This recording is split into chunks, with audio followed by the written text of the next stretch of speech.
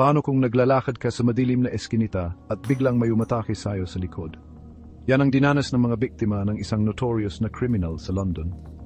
Noong 1888, ang Whitechapel District sa London ginulo at tinakot ng isang misteryosong tao na kilala bilang si Jack the Ripper.